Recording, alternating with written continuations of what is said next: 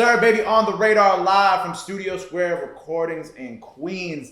Yo, I got my guy, the one, the only Dread Woo here with me. What up? The one and only Woo Dread Woo. What's up, bro? I'm looking at the kid shit though. You good, man? Well, yo, I'm happy to have you here. I'm happy we could finally make this. You know, Smoke will never clear out now. Never. And you know, with this past year, the first thing I always do with artists, and since we back in person, I gotta check in with you. You know what I'm saying? Because obviously the past year has been a lot. You know what I'm saying? In your personal life and in, of course, the world. How have you been mentally? Like, how has this past year been for you? The past year been hard, I ain't gonna lie to you, but I've been taking it day by day, you know. God give his battle to the strongest warriors, so I'm just taking it like that, you know. How have making champagne. Right. And with this new project, you know, how did COVID kind of affect how you was making the music? You know what I'm saying? Like, did it have like a really big effect on how you was doing things? Like, it kind of did, but I still managed to maneuver my way through it. Like, I couldn't really shoot videos in certain places due to COVID, but I managed to make things happen. And you know what? Like, when it comes to you know, I see a lot of people want to know more about like where you come from, your origins, especially with people as people get more familiar with you from not just New York but from around the country. So tell me a little bit about where you from, where you grew up, and how we kind of got all into this music shit. Well, I'm from Canarsie, Flatbush to be exact, Brooklyn, and I got like the Jamaican heritage in me, so it's like music always in. Of course. My pops make music, rap. What was your pop's rap name? What is it? Honorable Japor. Okay. Yeah, I love asking people's parents' rap or artist names because it's always like some real old school. It wasn't really too. like rap, but I would say like reggae. Like yeah. Yeah, but like through him, like the music was always in me. So yeah, and then like when I was growing up, hip hop. So you know once that like the hip hop music gravitates to us, so you could adapt to it. Growing up, who do you feel like were like the big? Who did you listen to the most growing up that kind of influenced your sound and shit like that? You said reggae, so I'm assuming there's some reggae. There's a lot of reggae, a lot of Vibes Cartel, Movado, but like when I was on my hip hop, it was like Meek Mill and Jay-Z.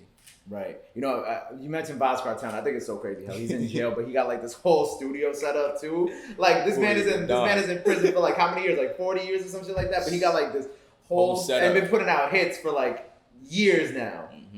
When it came to like, you know, was reggae ever, or was that type of music ever something that you wanted to experiment with or kind of implement into your music? You know what I'm saying? Since it's part of your like history and culture and whatnot. When I be listening to these reggae artists, I be like, nah, they be talking they shit. Like, how the hell they be talking they shit? And it be sounding so wavy in this reggae shit. You feel me? So it did give me some motivation to try it. So along the line, I might try it.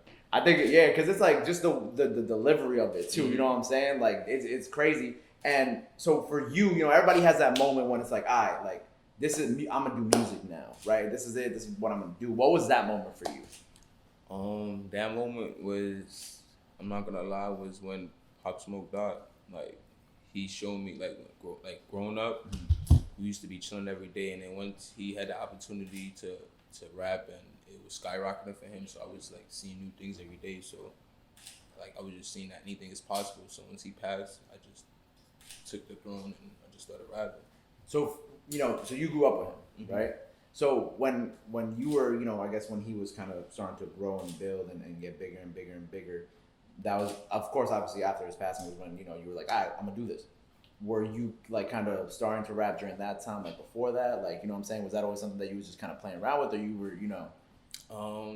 Yeah, I used to play around with it, but like I ain't gonna lie, I never used to take it serious to go to the studio. I used to do a little thing in the crib with the guys and shit, just, you know, freestyle rapping and shit. Of course. And so obviously the tape, I keep saying the smoke will never clear. I know it's smoke will never clear, but I feel like everybody always says the smoke will never clear. But obviously this tape was in many ways a homage to him and your friendship and whatnot. Why did you kind of want to make this tape kind of be in memory of him? You know what I'm saying? Like, you know, what was your thought process when creating this? When I was really creating this, like, I was just thinking about like all the things we used to be doing, all the fun things, bad things. So like it just like when I was in the studio, it was just different moods and different thoughts coming through. So I have like different flows and different drums and the mixtape. So for when it comes to, you know, also I gotta congratulate you because you were part of the legendary run of his album. Yes. You know what I'm saying? Number one album for I think like Thank you, 20 something. It was some crazy number, bro, like some Prince record. How did that feel to be a part of this thing of course this legendary album and this moment in hip hop where the album is breaking records that hadn't even been broken in I don't know what, like 20 something years, and like, you know, your name is attached to that, you know? I ain't gonna lie to you, like, I'm blessed. I just feel blessed. I ain't gonna lie to you. I just wish he was here so we could, like, he could see it himself and we could accomplish more. But I just feel blessed. In my song, one of the mixtape, I said it too. Like, I said, I'm just blessed that a nigga got to see it, and I'm gonna hold it down again till I see you again. I said, miss my dogs. Right, and I fucked with how, cause your record came on the deluxe, right? I fucked with how like on the deluxe they added all the New York people, because I remember like when the project came out, I was like, damn, I'm like, there should be some more representation on here. And then when they added the deluxe and they had like you and Favi on it, I was like, oh, this is dope. You know what I'm saying? Like, and it's cool, and it only added to like the legend, like how incredible the project was, especially because it's also, you know, him giving back to you in a way to passing that torch and shit. Yeah. So I thought that was super dope. And something that I love doing on this show is I like to memorialize people and remember people obviously in a positive light. So I wanted to ask you, what was your favorite memory with him? I know it's probably a lot, but I like asking people who knew him, and you know, with other people, like I did it with King Von and whatnot. But what was your favorite memory? Too much memories. I'm gonna give you one memory. Give me one good one, yeah. One memory. Let me see. Oh, boom. One day, Brody came to pick me up. I forgot where we was at, but he just came to pick me up from somewhere.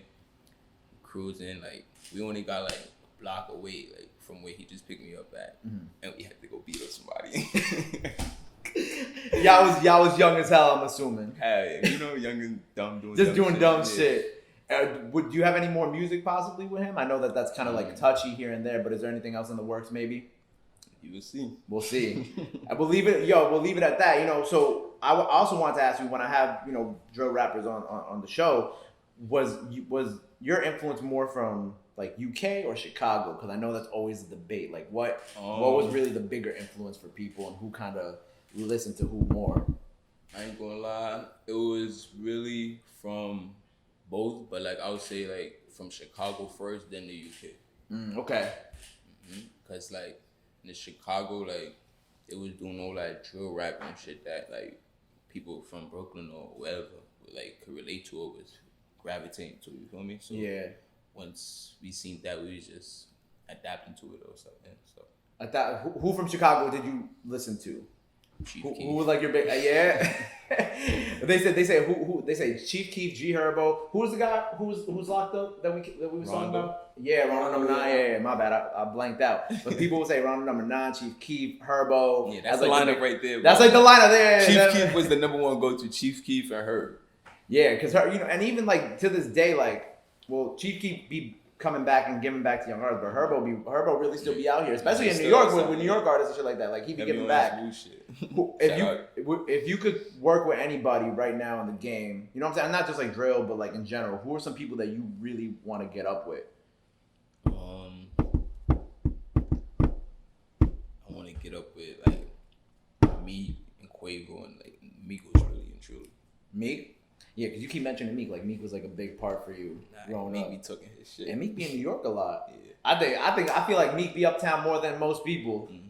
And it was funny because when they hit me about you, and they sent me like the email for the press release for your video, and in it they talk about like the Wu lifestyle, right? They wrote it in there, and I was like, and I highlighted it because I'm like, it's really funny reading that, and I was like, I want to ask him about this. So.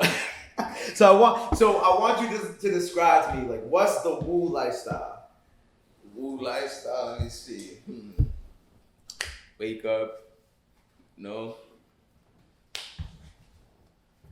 Let me see. Yeah, you wake up, jump in that fly car, you got that fly foot on, you feel me? You doing whatever you doing to get that bread, you got that bread in your pocket, you feel me? You just look Wu, that's Wu. It's that Wu lifestyle right there. And that's it. Because when they put that in there, I was like, all right, we have to talk about this, because it just when I saw it, I was like, oh, this is incredible. We have to make sure we ask him. So what's next for you? I know we spoke a little bit about an upcoming tape, but as we look towards 2021 and outside opening back up, what do you have planned for the rest of this year? I'm actually about to shoot a video shoot tomorrow, but I got a lot of heat coming, a lot of singles coming. I'm about to drop something called Nightwalker. Nightwalker, okay. And it got True Blue, and I got Paranoid, and I got Spin. I got a whole. I can keep going for y'all all day. But is there a new tape on the way? Yeah, it's soon coming. Soon coming. Do you have anybody that you work with? Because I know obviously you worked with like Rah Swish in the past. Like, do you have anybody else I that got you a lot work of with? artists working with Savv, Rah Swish. Shout out Curly Savv. He's been on the show before. Shout out all the Wolves. You feel me? I got a song with my boy Jay Burner, Evo, Wiz. Jay Burner, I gotta get up with Jay Burner, man. It's a lot of upcoming artists I'm working with. How far back do you and Rah go? We go way back. All the way back before the music. Yeah, because when I was, because I had Rah on, I think last summer, and me and him had like a little conversation, and I think it's cool how all y'all like kind of really grew up together and all y'all came up together, because that just shows like how powerful that shit really is at the end of the day. When we was younger. Are you all playing football together? Yeah. Were you like in high school or like just kind of outside? Like really and truly, we started playing football since like youth football. Okay. So before high school. It's called Pop Warner. Pop Warner. Was music always something you wanted to do or not? Nah, it was really more of a NFL dreams. you wanted to go like full pro with it. Yeah. Did you go? You obviously, I'm assuming you probably played in high school. Yeah. But was college ever a thing for you or not? Nah, I didn't get to college. Oh, okay. But in high school, you was playing football and you was turning up that way. Turning up. Do we have a name for the tape coming out? Gentleman and Gangsta. Gentleman and Gangsta. Why? Why Gentleman and Gangsta? We presenting ourselves a little different now and shit like that. The ladies love it, you know. Gentleman and Gangsta. Sometimes I'm a gentleman, sometimes I'm a gangster. And you get more into like a singing bag on this too. Cause I know I peeped some of the singing you was doing on the other shit. I was like, it caught me off guard for a second. I was like, all right, Dred, I see you. I can switch up the flow. So Gentleman and Gangsta, a bunch of new records, upcoming records with you said Curly Savv, Jay Burner, more with Rah Swish, I'm assuming as well. What else do we have on the way? Anything else that we got to make sure that we let the people know that you got coming up in 2021 and beyond? Just a lot of new music, a lot of boo coming out of the floors, man.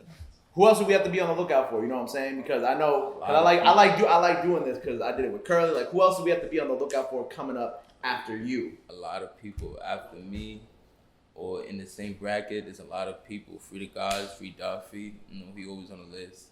Porter, Spaz, Shank, Evo, ASAP, Sappo. It's a whole lot of us.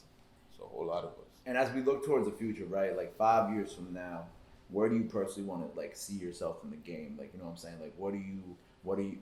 If we put it out into the world, you know what I'm saying? Speaking things out into the universe is very powerful. Where would you want to be? Like, what do you want to accomplish in 5 years from now? I'm really trying to like make sure that myself, my family, you know, my friends are in like I'm in a position where that we all could eat for our family and just provide basically like you see I know everybody be in tune with how like what's his name, Gucci Man and I forgot the other one from Fort Parker full name, but like this is CEO, like how they be moving with they label, just like that. Bringing up other people underneath you. Is starting your own label something that you really want to do? Yeah, I got my own label out right now. Oh, okay, so who's some of the artists underneath it? Or do we have any artists underneath it? It's coming. It's coming. Can't even tell you right now. So new tape on the way. Obviously, Smoke Will Never Clear out now. Video for Tom Brady out now. Anything else that you gotta want to let the people know before we sign off here for the day? Just stay in tune with Dread Woo, man. He's up now. He's up next, man. Tom Brady is out now, man. Keep running that shit up, man. Woo, Smoke Will Never Clear. Let the people know where they can follow you at too. Everywhere. Dread_Woo, man. There it is. Subscribe to my YouTube page too. Yeah, make sure you follow him. Subscribe to the page. Run up Smoke Will Never Clear out now. New tape on the way. Till next time, Dread Woo. I'm the radar, baby. Mata God. Appreciate you, bro.